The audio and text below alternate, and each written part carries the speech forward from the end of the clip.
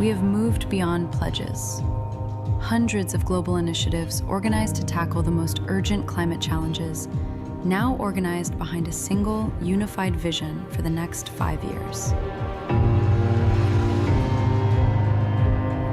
From protecting our oceans to waste management, from clean energy to climate finance, work is already picking up pace. You are the engine of the global climate action agenda.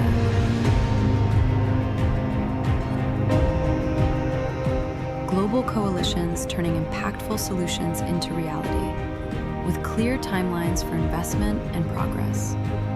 We need regional leaders, businesses, communities, and cities to join us. We must mobilize the finance necessary to turn these plans into reality.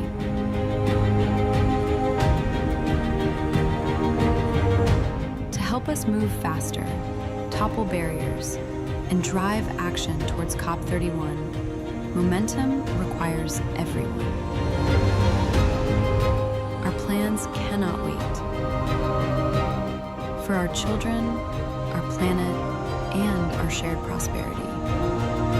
Let's work together.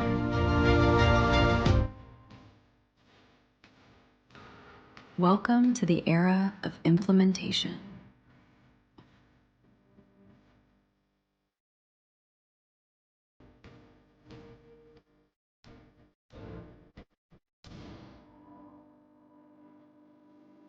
Great. Can we have a round of applause for that, please? Thank you. That was a great way to kind of center all of us, remind us what's at stake here, and make us all quiet and focused on what we are going to be discussing in this implementation lab today. Just before we kick off, let me introduce myself. I'm your moderator, Nehmat Kaur. I am the director of a large global coalition of subnational governments called the Under 2 Coalition, and I work at the Climate Group based out of London. And it's a real pleasure to host you today in partnership with the UNFCCC Secretariat and the Government of Korea. And I think, sort of even just looking at this video, right, the challenge in front of us is really clear. I think the time for talking, setting ambition is a little bit done, and I think we really need to get down to business in order to move the needle on climate action. But even some of the words that we use, the actions that we're actually taking, are they really reaching communities? Are they really reaching people? And what is the narrative that's actually out there about what governments are doing on climate?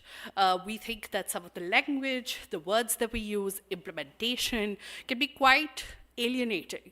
And people on the ground and their lived experiences don't really speak to some of the progress that we're actually seeing at a global stage taking place on climate. So for example, last year, we had $2.4 trillion being invested into clean energy. But are we really talking about what is the impact of that investment on making electricity cheaper or more affordable or lives better for people? So today, we're going to talk about practical strategies, tools, to really speak to some of the real world narratives that we need to address through our communications, through our messaging. Are we talking enough about health? Are we talking about impacts? Are we talking about the lived experience of communities? I mean, we all live in cities, and while we come here and talk about how greater action needs to be taken, every day we are thinking about how our lives as well are becoming more expensive, more difficult, etc. So I think what we discuss in these rooms really needs to meet the moment and lived experience of communities, people, children, youth on the ground. And that's what we are going to be discussing with our excellent panel today. Today's session is going to be a little bit in two parts. We're going to have a panel discussion with some of our experts and representatives, and then we are going to go into a couple of breakout sessions talking about sort of strategic topics. One is on artificial intelligence, which is, I think, front and center on everybody's mind. How are we going to use AI to counter some of the mis and disinformation? And then we're also going to talk about some practical strategies on messaging to counter climate mis and disinformation. So I think after that, we will hear from some of our party representatives who are in the room, and then we'll close the session. So that's the structure of the session today. And so let's get into part one of our discussion, which is the first panel on lessons from the front lines of climate communication. And I'd like to start by setting the global context. We are pleased to be joined virtually by Guilherme Canela de Souza Godoy. I hope I've pronounced your name correctly, who is the Director of the Division for Digital Inclusion and Policies and Digital Transformation at UNESCO. Guilherme, from a UN perspective, could you start with why is information integrity so critical for climate action today, and how does the global initiative on information integrity on climate change really help address the challenge that we are talking about today? Because somewhere there's also that feeling that hope and faith needs to be restored in the action that governments are taking on climate.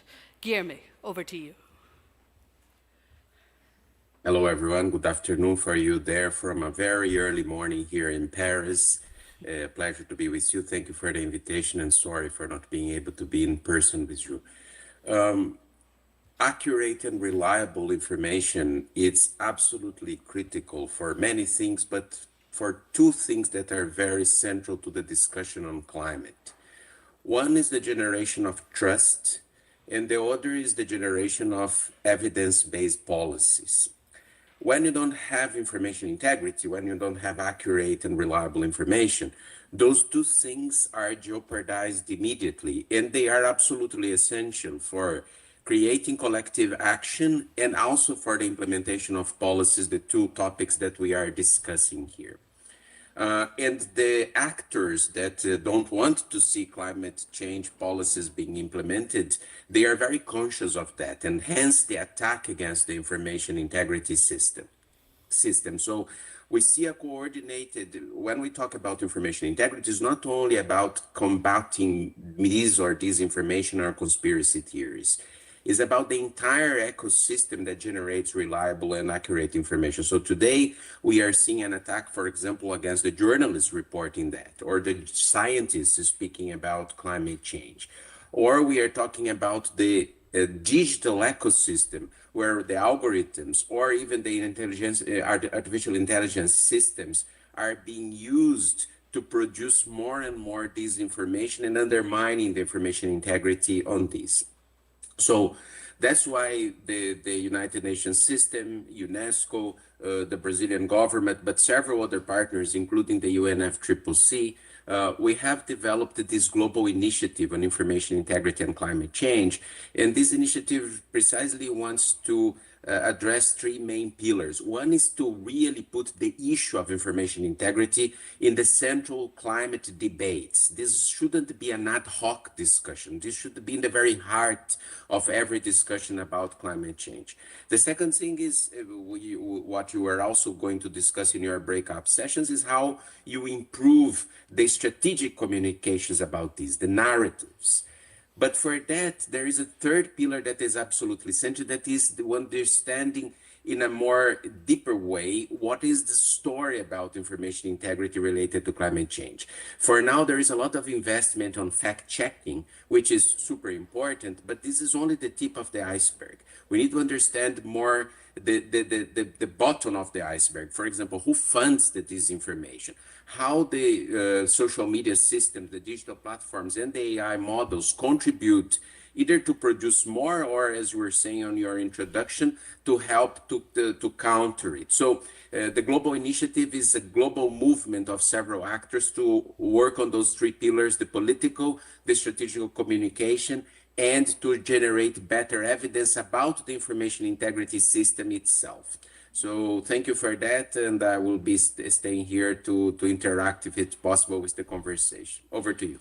Thank you, Guilherme. And I know that we're going to hear also more about I think one part of information integrity is transparency. And I know we're going to hear from Veronica in the transparency team at UN Climate Change about that a little bit more. But perhaps just to kind of validate some of the information that you've given us, Guilherme, I want to bring in a representative from a subnational government who's actually experiencing some of the impacts of mis and disinformation on the ground. We have in the room with us Dr. Julie Babbitt, scientific advisor at the Government of Quebec delegation here in Seoul. So, Julie, I think Quebec has been such a leader on climate, such a champion, both on mitigation as well as adaptation. But at the same time, sort of how are public narratives really shaping up in your subnational government's experience? How do you see climate mis and disinformation, whether it's deliberate or not, affecting communities and policy delivery? Is it impacting your capability to actually implement policies? And what approaches and solutions have you found effective in responding to some of these challenges? Julie.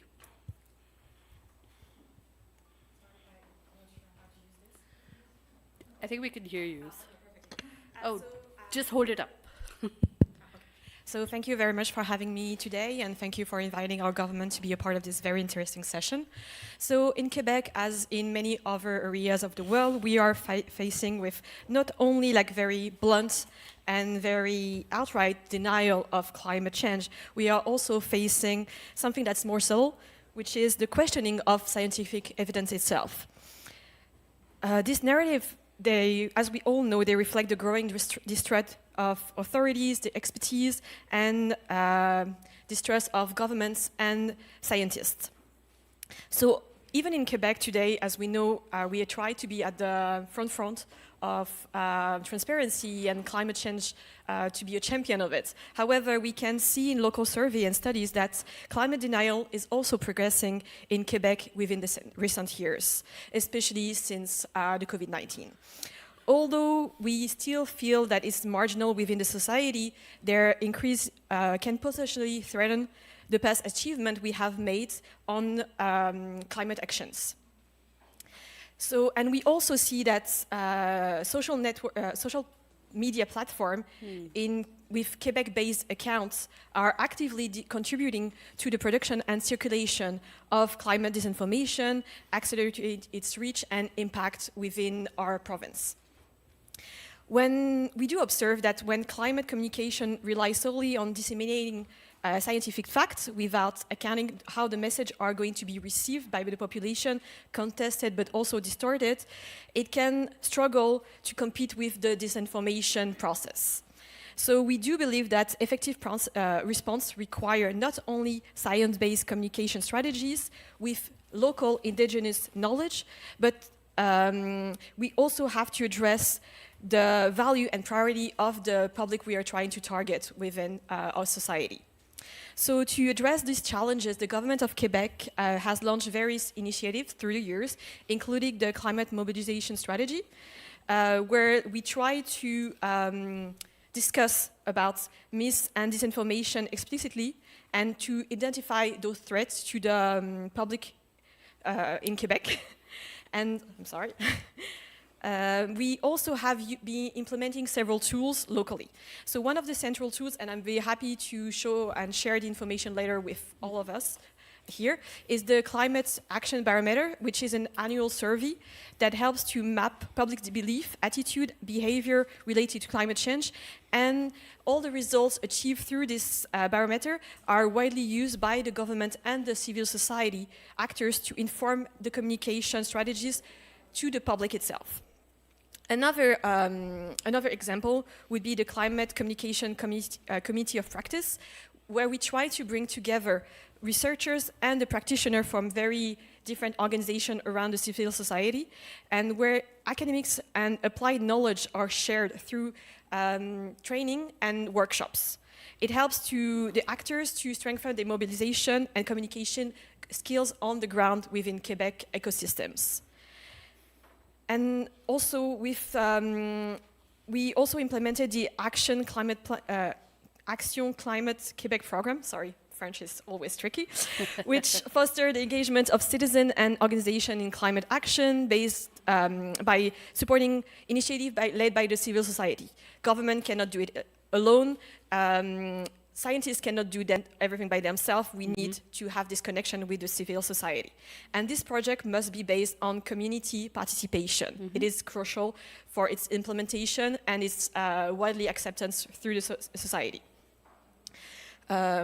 And another point I'd like to mention, because as a scientist, I feel it's very important for me to support this, is we have been implementing with our scientist-in-chief the détecteur des rumeurs. So it's like the whisper of the detector of whispers.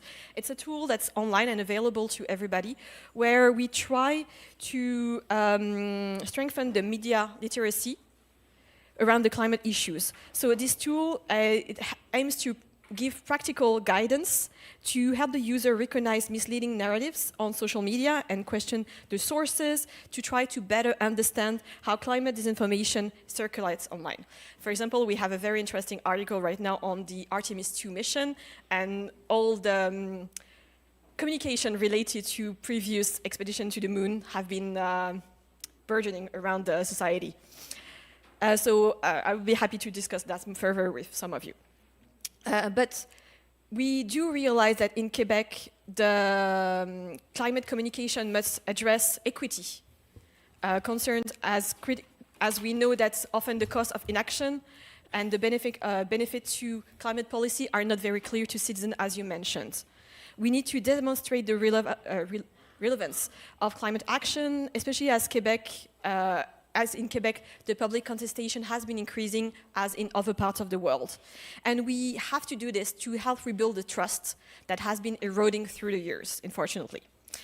As we know, subnational governments are very exposed to misinformation because we are often at the front line of climate policy, which makes us very primarily target to disinformation narratives. So climate policy are being experienced directly at the subnational level through everyday decisions related to transportation, energy, housing, and such. That's why we, as Quebec province, is so interested to be a part of the Coalition 2, and we look forward to strengthen our connection with other subnational governments and authorities to keep this message and the transparency to go beyond science and to really reach within our different communities. Amazing. So sorry. No, thank you, Julie. That was really helpful, and I think you brought up a lot of very important points, and also, sort of. Veronica, I think a lot of people are talking about transparency, so I hope we get to hear some of that response from what UN Climate Change is also doing on that aspect. But I think what I really loved are some of the practical strategies you shared.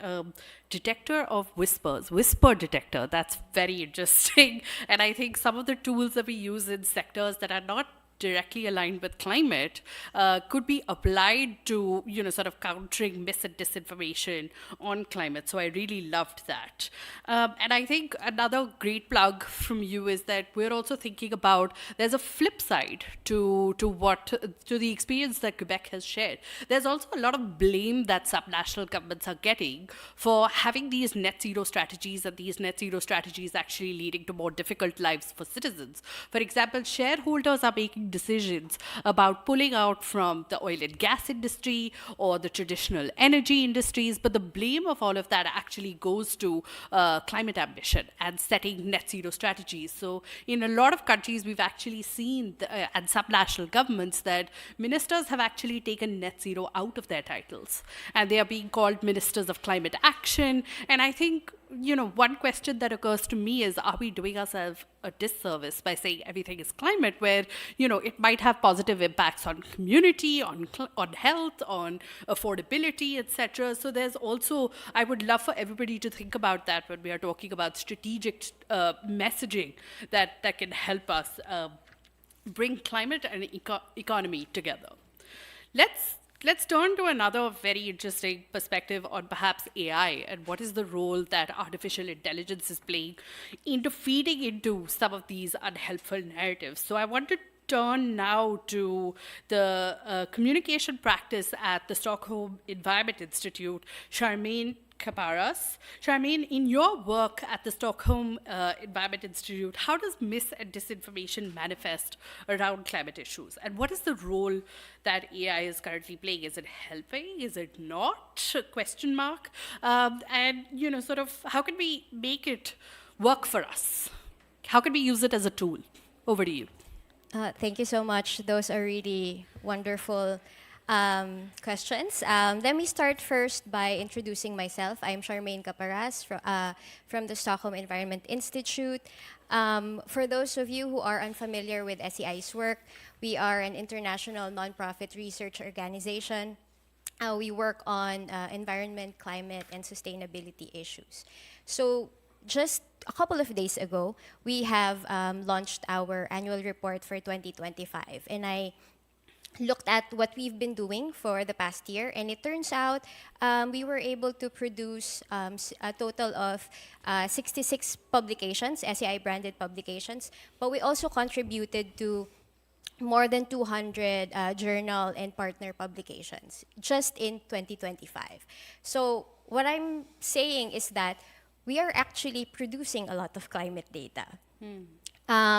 And my job as a communications person is to actually take all of this climate information and translate it into meaningful, contextualized stories to improve understanding and prompt climate action.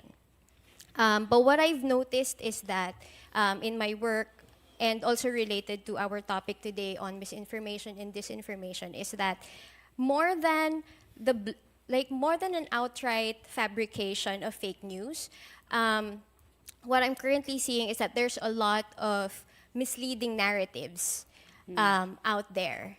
I'm sure they're also looking at some of our data, taking one statistic out of it and running with it, without actually looking really deeper into it and knowing that climate change is actually a very complex issue. So some of the data could be oversimplified. A lot of it could be misinterpreted. Like, for example, if they look at heat averages, let's say, for the past 5 years, and they see that, the average dipped this year. So we are getting out of the global warming situation. We're actually doing fine. So, those things can be really dangerous. And, now in relation to AI, when these things, inaccurate, misleading information, it can be proliferated so much faster. It's accelerated just in lengths that we have not experienced before, because anyone could ask AI to take this statistic and create something out of it without really, doing the necessary fact checks and all of that. But also on the other hand, so AI can do that. That's the risky part. But there's also an opportunity to use AI in a good way. And from our side, we have noticed that the AI actually is the primary interface now that people access information from. When you Google something or when you use whatever browser that you're using, there will be a AI summary. And usually these AI summaries came from our reports, from the UN reports, from the climate group reports. And that's great because our content is becoming visible. But the danger is that people are not really reading the full report. They're just relying on the summaries. So whether or not AI is doing a good job at summarizing, we don't know. The second part that I think is important when it comes to AI is that it's deciding what gets visibility and credibility. So our media team have looked into how we could maximize or use the opportunity that AI presents. And we saw that AI is actually prioritizing structured and recent content. So, and they take it from authoritative sources. So from UN reports, from SEI reports, from the media. So they prefer that content and they take the most recent ones. So in a way, that's good. It means that we have all of the chance to like keep doing what we're good at, which is presenting climate data, climate stories in an understandable and easily digestible way.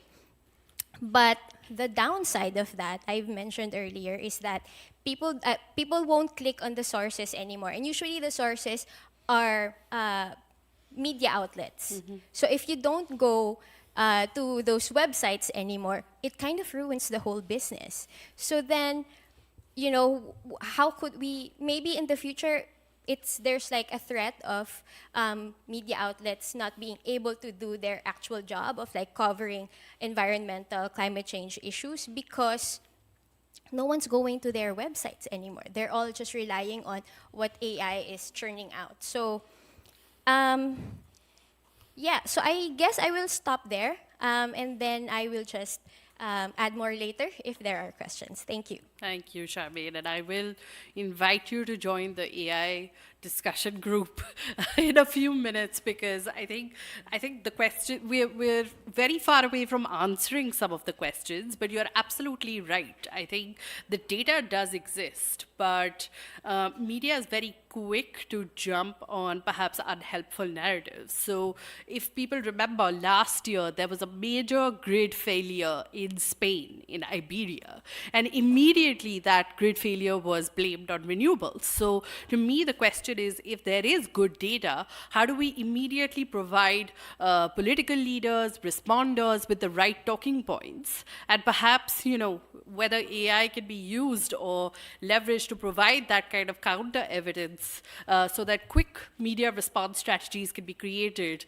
is something that is worth definitely considering. But you're absolutely right. I mean, traditional media is feeling a lot of threat from AI, and I think we need to think about if we are going to communicate about positive climate actions, how we are going to play these two trends against each other. So thank you for that, Charmaine. Look forward to that discussion. Next, I'd like to bring in Kavla Ramali, who is the Digital Communications Officer at the UNFCCC Secretariat. Where is Kavla? Oh, there she is. Okay, she's online. Great. Kavla, you monitor climate mis and disinformation related to the UNFCCC processes throughout the year. Could you tell us what monitoring looks like in practice, and what are the key lessons that communicators can draw from it to turn insights into concrete communication strategies or actions? Kavla. Yes, thank you. So when we say monitoring in practice, what does that actually mean? And I'm not talking about, dashboards and tools, but how do you plan this, what conversation to map and so on. And there are very obvious things you can plan around, like big moments in any year. For example, the climate conference or COP is one of them. Generally, misinformation peaks during these events. Other things are extreme weather events, for example. But you can also map conversations, for example, around, let's say, the World Cup or the Olympics. And it's very predictable, the type of misinformation that will be pushed in each of these events. So the more you prepare and map out the themes and what to expect, the better you are equipped to detect the patterns in the narratives. Because what you want to see really isn't the individual claims, the individual posts, what's like that one person that's going viral, but what are the patterns, what are the narratives that are being pushed, who's pushing it, and what are people engaging with? Because this is where you can find the insights and where you can find that practical information that you can feed back into your communication strategy, into your content, and kind of tackle the issue. So it really is important that you do that in advance, because it can really shape how we communicate, when we communicate. As you mentioned, like the Spain blackout was one of the examples I wanted to mention, because when that happened, we saw very quickly how it went from like an emergency type of situation to really being used to attack the renewable energy transition and blaming solar and wind for this. And it was very obvious why this happened, because there was a lack of information. And when there is this void, other actors with their own agendas are going to push their own narratives. And sadly, in that specific situation, it was a narrative that undermined solar, wind as a reliable energy source. So the importance of monitoring is that it is important to do it in crisis situation, obviously, but it is even more important to do it on a day-to-day basis, because you are better equipped to navigate and expect, or like at least be better prepared with content and explainers, so that, as you said, you can reply in a timely manner. Because in this environment that we are in right now, the speed at which you respond is very important. And my next example is basically the example of how AI slop is being produced at a scale that is unbelievable. Yeah. For example, last year, it was the first time when I was monitoring the COP30 hashtag and conversations that I saw like a lot of content was AI slop that was going viral and really shaping the conversation. And this happened in the lead up to COP, during the negotiations, and kind of was pushing misleading narratives to shape what was agreed as well. And as communicators, obviously, we are in no, like, we don't have the speed to compete at the same way, because it is content that is very low quality, emotionally charged.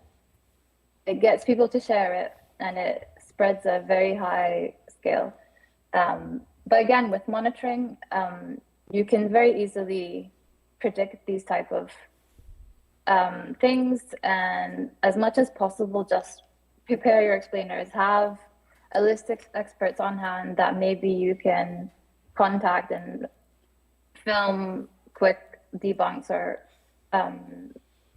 have to be at a press conferences and answer questions and so on. And my other example is really about what we see on our own accounts, on our own posts. And it's like a lot of, let's say, bot networks and automated replies that push an overwhelming or distorted image of public sentiment. Like they are very small but loud voices, and they're not even real people, right? Like a lot of these accounts are bots, but they make it seem to others that there is this opposition, and that there is not enough support for climate action. But we all know this to be false, because more and more there are surveys. There's a global survey that shows there's 89% of people who demand stronger climate action from their governments.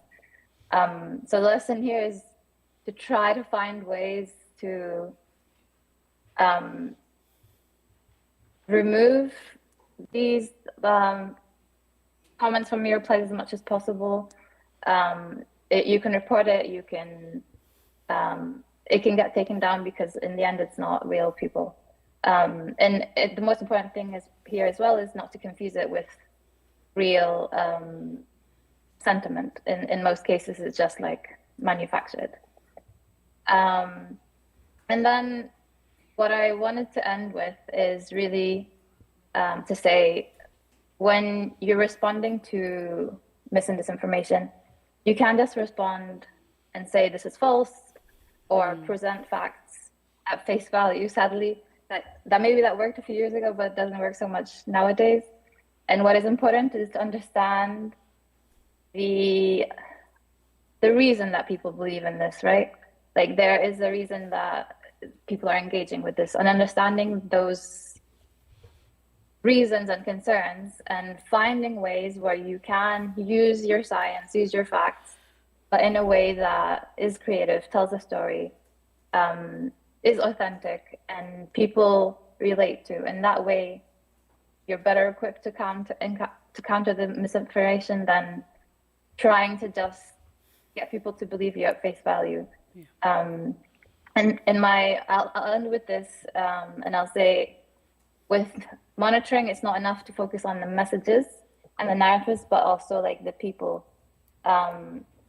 So when you are designing your communications and your content, it's very important to also focus on who is delivering your message, because more and more these days, institutional accounts aren't always the most trusted.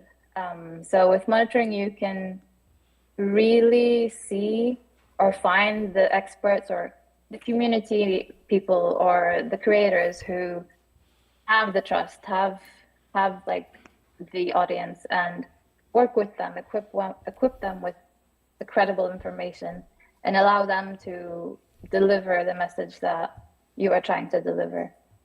And maybe just finally, don't let the insights that you have developed from your monitoring to just sit in people's emails or like a meeting. It's really important that you talk to people who are shaping your communication, who are developing your content on social media, so that they're acting on your findings and they are improving how you communicate, so that next time it can be even more impactful, more authentic, and more engaging. And I'll stop there. Thank you. Thank you, Kavla. And you made so many good points. I was trying to think about how I can summarize it, but essentially what I think I took away from what you were saying was, one, we need to get the macro story right. And Quebec has obviously spoken about their experience, but Quebec also, ever since they started taking their climate action, their economy has also boomed. So what is the macro story that we can tell about the positive relationship between social and equity outcomes plus climate action? Second is invest in our quick response media response capability, whether it's traditional media or it's social media. I think we need to invest more money and time in making sure that as a community, we are capable of responding to unhelpful narratives like we saw in Spain last year. And I think the last thing that Kavla said, which I think is really important, is we need to go beyond the messages and really think about who is delivering the message. Is it a firefighter who's actually fighting fires on the ground? Is it a school teacher? Is it a librarian? Who is it that needs to deliver the message to counter disinformation and unhelpful narratives? So I think that was a fantastic point that Kavla made as well. So thinking about who those proxies are is very important. Let's perhaps switch sides and talk to a content creator themselves. So we have in the room Iqbal Alexander, who is an expert in waste management and climate change, and is also a content creator. Iqbal, we are very curious to know from your experience, what are some of the creative and effective ways that you have actually created content to tackle climate myths and disinformation? And how can content creators be better empowered, roped in to support this work? And I know you're sitting in a place where the camera might not capture you, so can you actually come up and speak to the room from here? Okay. So thank you so much for having me here. Maybe you can stand there because now we can see you. Okay. Yeah. I'm Iqbal from Bali, content creator for the last 5 years. So I would like to begin by sharing one story. So a couple of days ago, I was mentioned in multiple content. Basically, the content went viral and saying something like, this Climate Week is another international climate conference that generates more emission than do good for the environment. I think that's something we already heard many times, and I think you're also familiar and probably got the same comment. So I think I would like to start that to fight misinformation, we cannot fight with anger, but we have to fight with clarity, transparency, and also integrity. So I respond to that content by saying something like, of course, flight generate emission to promote integrity. But then I was like, I have a mission here. I will maximize my time in this trip. I'll join multiple meetings, build partnership, secure funding, share solution that in the long run reduce emission than the flight itself. So I think when we try to communicate about climate, we need to be honest, we need to be transparent, and we need to have integrity. So creators usually build trust because of that. So we need just to be honest. And second, I think this already mentioned in multiple events that we need to use human language instead of climate language, right? Nowadays, climate fatigue is real. Yeah. We are bombarded with bad news around the world about disaster, about climate events, about wars. I think many people got tired of hearing only about crisis, hearing only about blame. And I think we need to visualize climate communication with positivity. Our job as a message carrier, not only to inform about climate, but also to reduce emotional resistance. We have to shift from fear-based communication to agency-based communication. Instead of saying that the planet is dying, we can say something like, this solution is working in some community, and this is how you can contribute. I think people need to feel that they can contribute, that they are part of it, and they can do something about this. And climate communication in Indonesia, in Brazil, in Korea should not sound the same. The science is global, but the story must be local.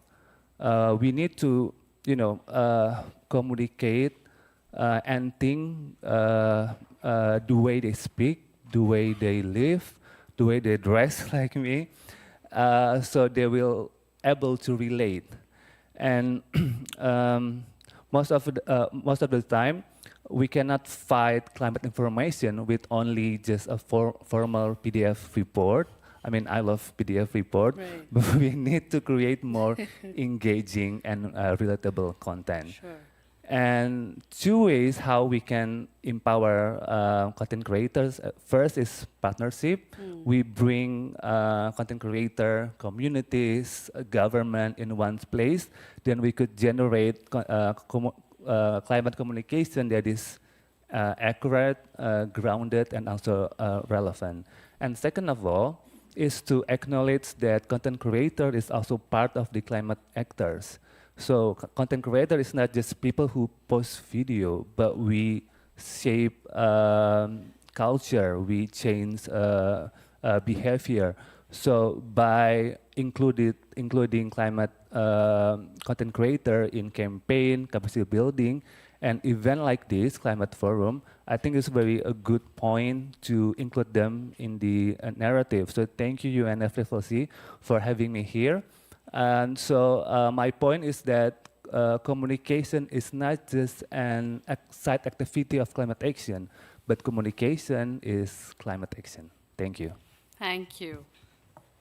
Thank you, Iqbal. And I think when you were talking about human language, I also thought about local language. I mean, climate debates and data and evidence mostly exists. The debate and discourse is in English. So what we also need to do is localize those evidence and data points that actually help build a positive story around climate. And I think the other thing you said really well was about behavior science. I think people do want to contribute. They do realize that, the impacts of climate change are dire. And behavior science, I mean, humanity kind of leans more into the doom and gloom narrative, but we need to pull them out and think about how they can contribute. I mean, my mom, I tell her I work on policy, and she doesn't have a clue. She says, what can I do? Can I put solar on my rooftop? Can I recycle? So some of those things really need to connect to people and their daily lives, like we've discussed as well. But then that creates a challenge. We're in the multilateral system. The multilateral system is very high level and it needs to connect to communities on the ground. And I want to turn now on, sort of perhaps Veronica, who's obviously leading the transparency division at the UN Climate Change Secretariat, on how data and technology can really reach people on the ground. I think we've done the whole spectrum. So you have a challenge on your hands because you've heard some real kind of life impacts of how this communication challenge is really presenting itself from content creation perspective, AI perspective. So tell us, with climate data now reaching millions of data points through BTRs, Veronica, how can perhaps AI-powered tools such as the Climate Data Hub, but also other tools and solutions really help make information accessible, understandable, usable, and perhaps even local language oriented to the public? Thanks, Veronica. Thank you.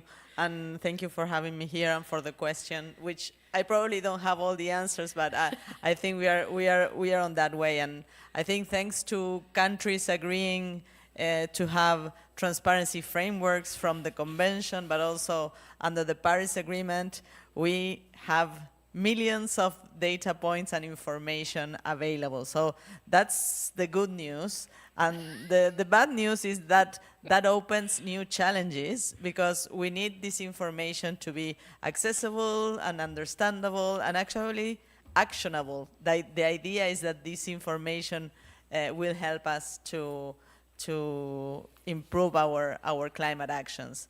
And with that in mind, the Secretariat started the Climate Data Hub, in which this is a centralized platform in which all the information available from more than 190 countries will and it's there. So the idea is that parties are presenting this information, so this platform will have critical insights on the progress the countries are making, on the gaps, on the investment flows, and on the support needs as well. So all information that countries need to report under the Paris Agreement is there and will be there. And the idea is to have it in a easy way to look for it. The important thing is that all these insights that you get from the information is used to turn this climate ambition into real world outcomes and climate action. The first phase of the Climate Data Hub is now operational. And if you go there on the website in the screen, you will see information about support provided by developed countries. So finance, technology, and capacity building. This is a first small step, I would say, because there's millions of more data sets. So this is just the beginning. And I also want to say and thank that this was possible because of partnerships that we have. This is something that we cannot do alone. So we partner with Microsoft, with AY, Nedamco Africa, and that makes all this possible. But why we say this is a very powerful tool, and this is thanks to using advanced analytics and also AI-driven tools.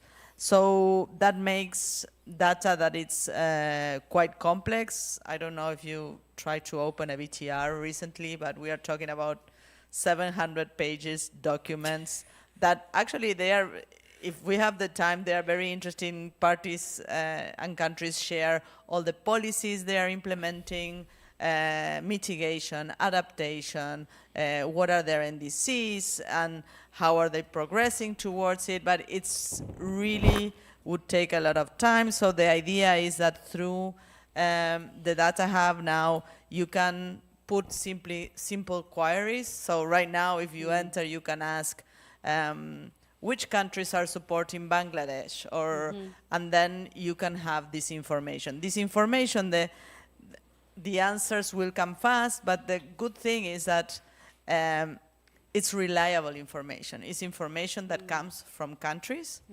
information that also go through review process under the enhanced transparency framework. So this is very important, and all users can use this information for improving policies, but also media can use it for better communication. So we think this gives reliable information. So we don't see it just as a data platform, but also a tool to support better decisions and to support strong collaboration, and as well to support strong climate action. And thank you. Great. Thank you, Veronica. And I hope, but I guess one question or curiosity that I have is the discussion that you've kind of been in today also compelling you to think about the Data Hub and what the next phase of it can look like? Can it be, because time is the currency that we all value the most, and specifically on climate, the urgency is not lost on anyone. So I hope you've taken away also some practical lessons from how the Climate Hub can also kind of serve that challenge of fighting mis and disinformation. So now I think we've heard from a fantastic set of diverse speakers. So I want the room to please give them a big round of applause for sharing their experiences. And I'm going to turn the onus back on the room a little bit, because I think we're now going to get into our breakouts. For just about 15, 20 minutes, we're going to have two breakouts. So perhaps these two tables on my left will be the AI tables, and the two tables in the middle, the front two tables, can be the communicating climate facts tables. And we're going to discuss a number of questions as part of that. So Veronica, if you could come to the AI table here, and Iqbal, if you could come to the strategy table here and facilitate those discussions, that would be great. We have 2 minutes to reorganize so that we can have these discussions. Go. Sorry? In two, you can be in the middle table here. Yes. Come, Veronica. This is the first one. This is the second one.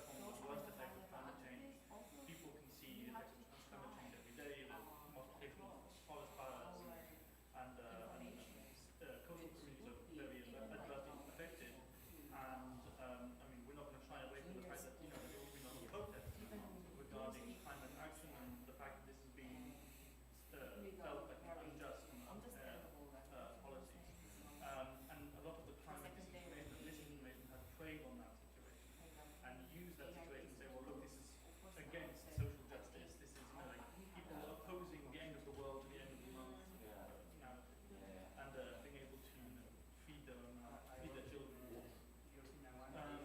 Another trend that I think we've seen a lot of in France is not necessarily building a whole counter narrative to climate action, but instilling doubt. And just like saying, well, actually, it may not be climate change which is causing this, but it could be something else.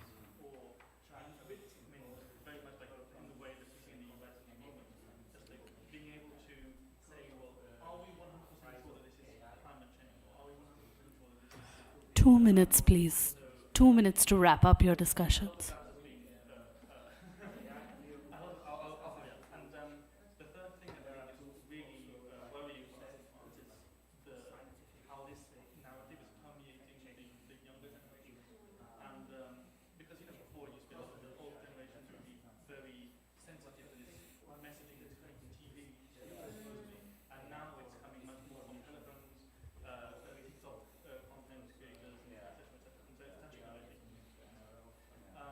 One of the best ways that we, just mention this, one of the best ways that we've noticed in France to debunk this model or counter is through transparency and showing that it's financed by big multinational corporations sometimes, big you know, financiers who are viscerally opposed to climate action, and so being able to put a name or face on a climate message, counter climate message is quite powerful for, you know, the younger generation, because they're sort of, you know, the rebellious sort of nature saying, oh, we don't want to be associated with this person's name or this company's logo. That's what works for us.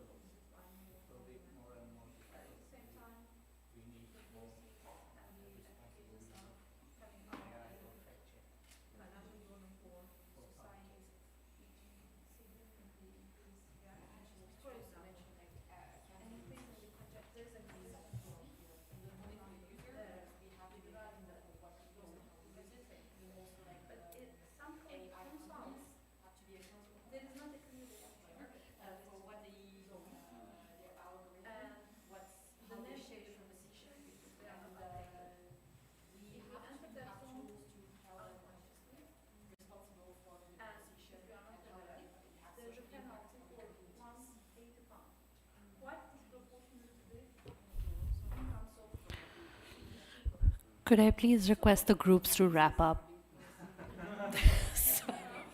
Sorry about that.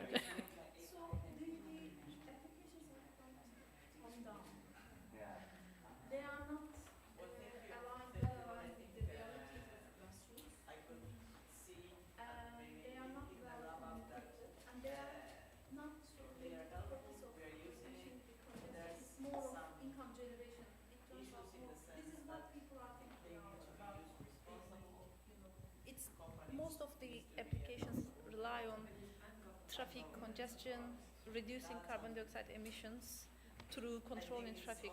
But at the end of the day, it turns out a big financial burden for communities.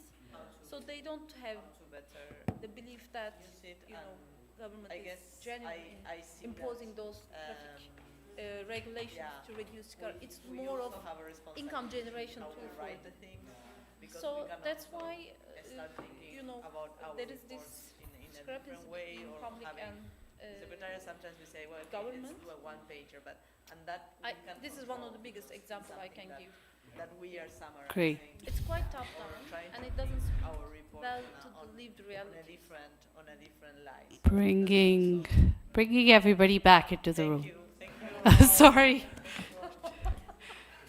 I think we have to move along, right, huh?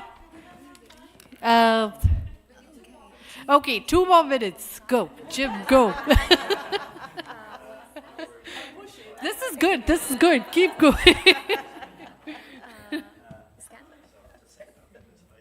So anybody else that would like to share with the group?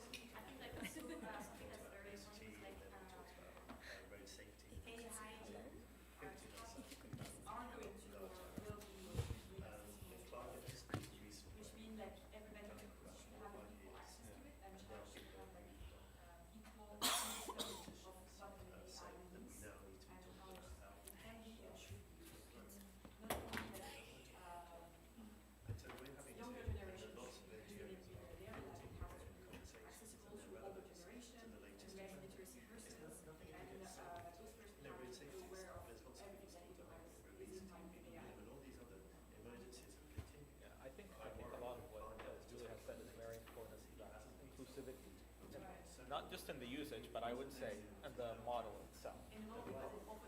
Yeah. Interactive, exactly. One of the things that could be seen is that that was mentioned by someone here, I forgot who, about that the content that it would produce, I think was by Chaman, is based on recent content. So which content it prioritizes, who doesn't do it. I would say this is an old tale of information, okay? If we go back in time, it was the newspaper. Now, it became the media, it became the social media, and now it's the AI. I wouldn't say it's a new thing, but I would say, how is the inclusivity, but also you have to think about it from a global perspective. So, what countries are included and what data points? If there are no data points for these countries, is it just assumptions? Yeah, it's a good question. Okay. This is final. Okay, let's come back into the room. And I'm happy that sorry, Jim. I'm happy that people want more because I think this conversation can continue and clearly there is appetite to have this conversation. So I think this is really good feedback and signals back to the UNFCCC as well that they need to bring us together on this particular topic a lot more. So I want to thank everybody. They sounded like very intense discussions. So we want a quick report back from the tables on what was discussed, any key things that stood out. So facilitators or a volunteer from each table to just quickly reflect back what might have stood out to you. Go for it. There's a microphone on every table. And I want, okay, the AI table, please report back. Okay, great, lovely. We have someone. Please, if you could stand up so that the camera can capture you. Hello, everyone. Thank you so much for volunteering me.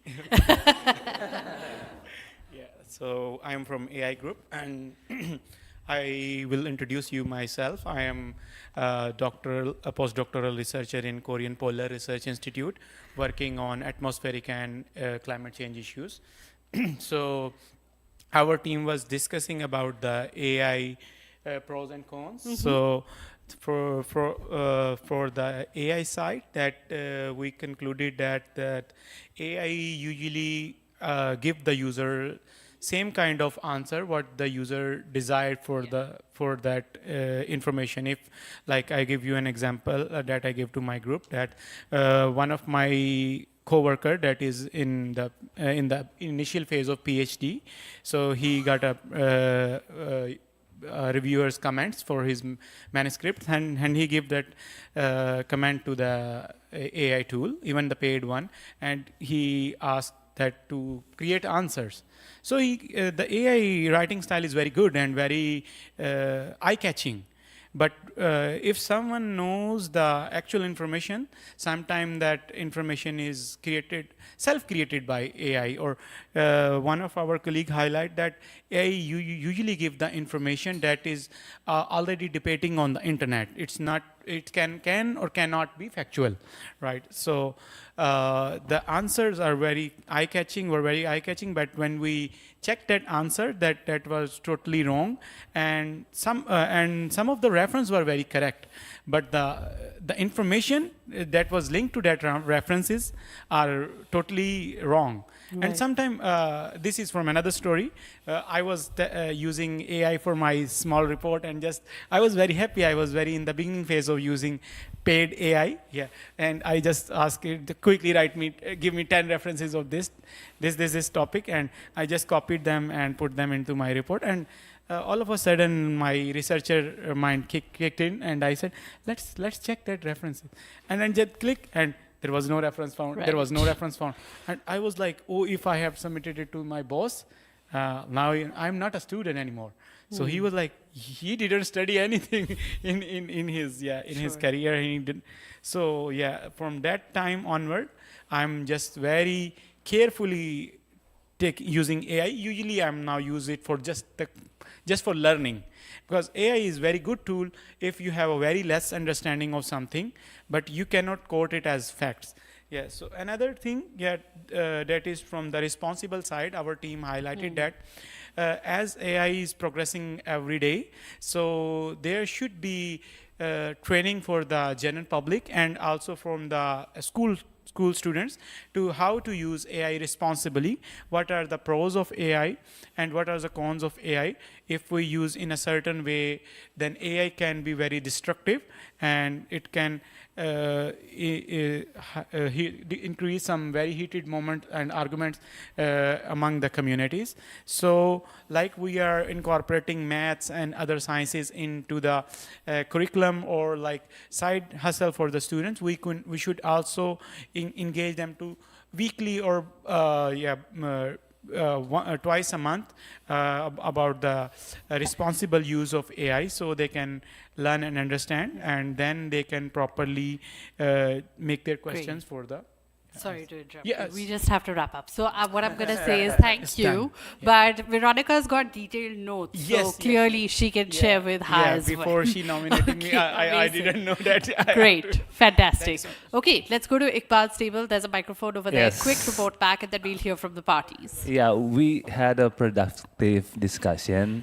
Participants coming from UK, France, Russia, Australia, Indonesia, and South Korea.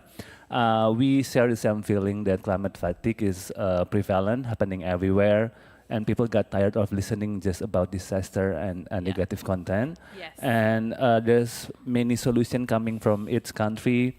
In UK, highlighting that top-down communication might not be the most effective instrument. And also in France, they focus on younger generation and how to basically promote transparency to debunk and promote integrity. And also we have story from Russia about partnership with experts. So effective communication is not about making people scared. It's about making people understand that climate action is already happening, but the solution is already there. And to counter misinformation, we need more than facts. We need trusted messengers, local stories, and emotional intelligence, creative format, and practical solution. Amazing. Thank you. Thank you to both the breakout groups. Can you give yourselves a hand? Fantastic. Last year, sort of the tradition around these implementation labs is that we also hear from parties who respond to kind of what they've heard in the room. So I would like to invite representatives from Saudi Arabia and Brazil if they have any response. We have Bea from the Brazilian government, and we also have a rep from Saudi Arabia in the room. Yes, here we go. So if you have any response or inputs, please, over to you now. Yeah, well, good afternoon, everyone. I'd like to thank our panelists and our participants in this session. I think it's a very important session. It's a rapidly moving world, and we should think about what's coming forward, especially when it comes to the source of information, what's coming up. And in this aspect, inclusivity is key. The issue of misinformation or disinformation, yeah, these terms maybe have risen up recently, but in the past it was there. You know, who writes the newspapers, who is reporting what, you know, and then it evolves into media, social media, and now it's becoming an AI. When it comes to inclusivity, we've seen this issue in the climate context. For example, and this is just an example, 44% of AR6 authors, AR6 is the IPCC report, assessment report, only 44% of the authors were from developing countries, while developing countries constitute 86% of the global population. So this was a gap. In AR7, yes, it improved 51%, but that's still a gap on inclusivity. So how's that going to translate into AI? Because AI, whatever you feed it in, it's going to feed out. Some of the reflections we've heard, like us say equity, and in that equity, you know, it would be the inclusivity. We want to see who is using the AI and how it's going to impact them. We've seen, for example, on the impact side of it, what I did an exercise before coming in. I asked 3 different AI platforms, and I said, what is the importance of climate change from 0 to 10? And 10 being most important, two of the models said 10 as most important, and while the other one said it's very important, then I asked, what should we take as global action, and what is the global goal? This is well known within the Paris Agreement. But surprisingly, each model gave a different answer and gave a different trajectory. So then, how do we know which one is the truth? Keep in mind that the users might use one platform exclusively. And then I asked, okay, what is the impact on countries? And then, which countries will be impacted the most? Two models, given that there would be 10 to 20% impact and GDP spending, especially on the African region and developing countries. But then one model said no impact at all. So this is a huge difference. You have to bear in mind that the impacts and reporting of impacts is currently very limited in response measures, that only 10 developing countries have reported impacts of the implementation of response measures. So then we have to think about that. How do we encourage that reporting so that it feeds into this data? Is the data inclusive of developing countries and developing countries' studies? This is a very important aspect. And then the third step would be, what is the truth? We've seen the three different models, and then someone is going to read them, and then they're going to run out with the newspaper. So then there has to be due diligence of each person that is, pulling on or using the models. At least, open the sources.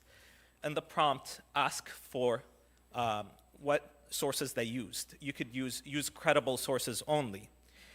And then the last question is, what is the bias of each model? Is that going to be a confirmation bias of the user, or is it just going to be a bias of the AI? With that, I leave it to the audience and the next speaker. Thank you. Thank you so much. And I think you raise a lot of important questions. And I think it's clear a lot of work needs to be done on this aspect to figure some of these questions out. Let's turn now to obviously the COP30 presidency, the government of Brazil. Bea, who's kind of the advisor with COP30 Brazil, is going to respond to what she's heard in the room today as well. If you can face the camera, please. You can come up here, Bea. Come to the podium.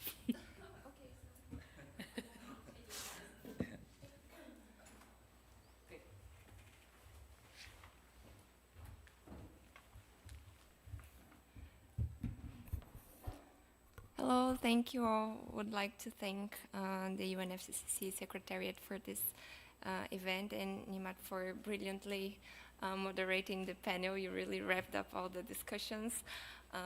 So from the perspective of the COP30 presidency, considering the importance of the theme of this theme for the climate regime, we worked to elevate information integrity. And for us, this is not only a communication issue, it's a governance, democracy, and implementation issue. And when information ecosystems are polluted by disinformation, conspiracy narratives, or coordinated attacks against science, climate action becomes harder to explain, harder to finance, harder to sustain politically, and harder to implement. So in Belém, parties included information integrity in the final Mutirão decision, and 70 countries launched the Belém Declaration on Information Integrity on climate change.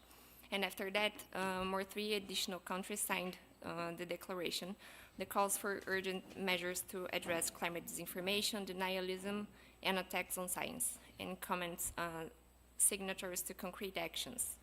So in this sense, we would like to enforce the declaration's call to action, to invite more countries to sign the declaration of commitments and adopt measures to promote information integrity nationally, and for example, through regulation, incentives, transparency, and research, and so on.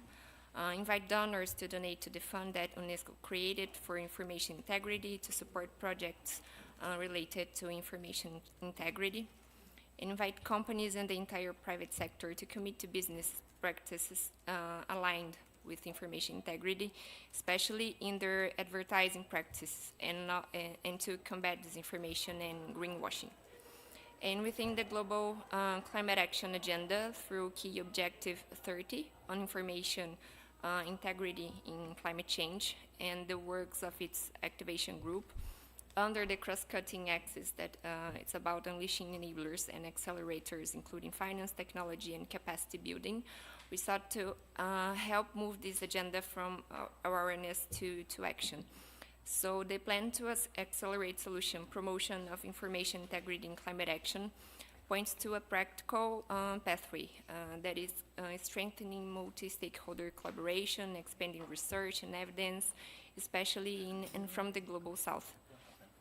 Expanding research and evidence, especially advancing policies and legal frameworks aligned with human rights, supporting strategic communication, mobilizing finance, and so on.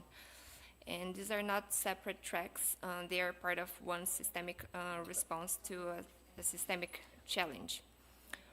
And the Global Initiative for Information Integrity on Climate Change that Guilherme talked about in the beginning, which is the past host is the host to this PAS, is committed to mobilizing countries and partners to implement the PAS, with plans to deliver this year a Charter of Principles on Responsible Advertising, and so on. So the initiative is also working in a greater integration of the topic into relevant international frameworks, for example, in the UNFCCC Action for Climate Empowerment, which will be reviewed this year. Interested countries may support at the mid-year meetings in Bonn. The consideration of information integrity as a contributing element to the ACE and its various aspects, and so on. And the initiative's funds is also supporting 10 proposals of countries around the world, focusing in the developing countries, and will soon announce a new round of supported countries. This is the information integrity being promoted on the ground, and according to local, regional, and national circumstances, with some tangible results. So, in summary, for us, this agenda is about strengthening an information ecosystem that is transparent, evidence-based, and grounded in human rights. And it's about protecting journalists, scientists, communicators, and environmental defenders. And I think that's it. Thank you. Thank you. And last but not least, quickly, before we wrap up, we also have with us Teoman Sanalan from the COP31 presidency, Turkey, to respond really quickly to what he has heard in the room as well. Please.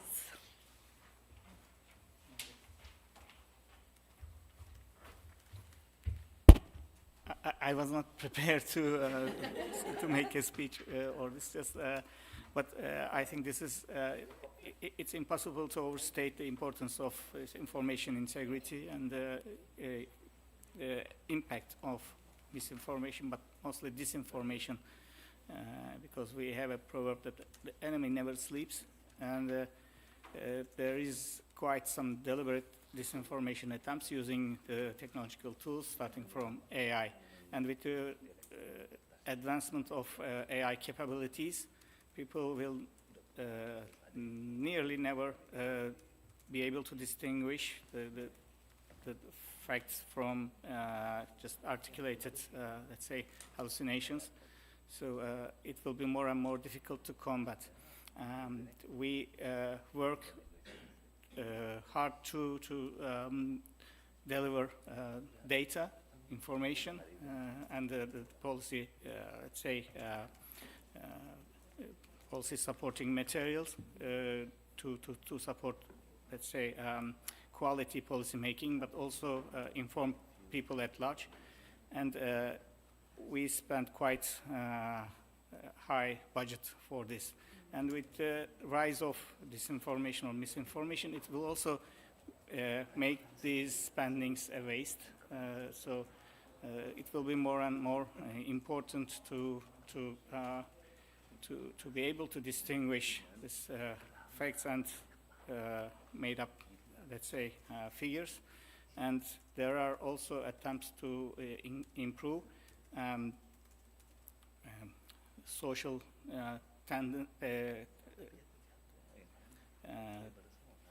like polarization and like social clashing and misinformation in especially social media is also let's say propagating in the information to improve polarization within and social tension within the public groups. So that will be more and more important. In COP31 action agenda priorities, we have in our horizontal, let's say, axis, it's information digitalization issues, and there are some, let's say, planned activities about AI, use of AI for good, and also responsible digital tools. And of course, there is, we are aware of the work already has been done, very valuable initiatives. One is this information integrity, and we try to, let's say, combine our efforts with what have already been done and build upon that and create added value and go beyond, let's say, COP31 to improve. So we need to accelerate also the implementation of the commitments and decisions. And so I think we will hear this more and more in the future, and we'll have to deal with these issues more and more. Thank you. Thank you very much. I think with that concludes the very first implementation lab ever on countering mis and disinformation. Thank you everybody for engaging so well, and a big round of applause for everyone, please. Thank you.